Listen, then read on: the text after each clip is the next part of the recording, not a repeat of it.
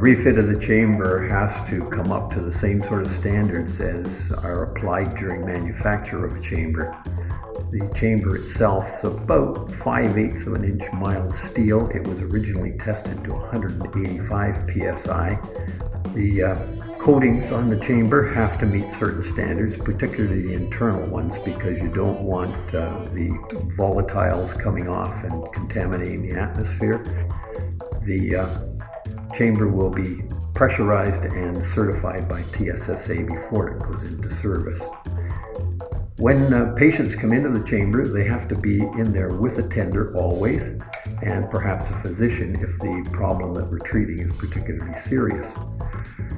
The patients are required to be in there for usually 90 minutes of oxygen time plus air breaks, so the total treatment run takes about 2 hours. And depending on which of the conditions we're treating, it may take as many as 40 treatments before we resolve the problem. In spite of this, it's a very cost-effective treatment for the conditions that benefit from it.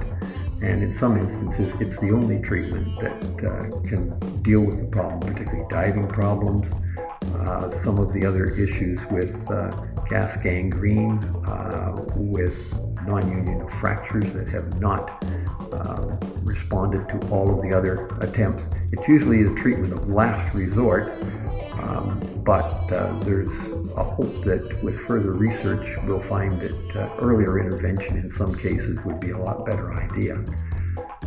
We've had divers come in, vital signs absent, and walk out. We've been successful in meeting most of the requirements in terms of funding for the chamber from our own resources and from contributions from local sources, but there's still an outstanding amount of about $150,000 that we're going to have to raise if the project is to succeed. We need two things. First of all, we don't need a lot from any diver particularly, but a little from a lot of divers.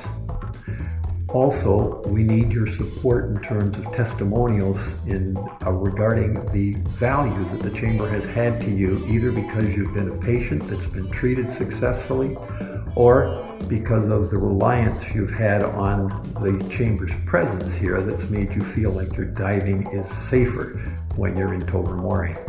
And we hope that we'll get some testimonials from people who have benefited from the defensive diving program that we run, in which we attempt to get information back from accidents we've investigated and modifications to diving techniques and training that we feel will make it all safer.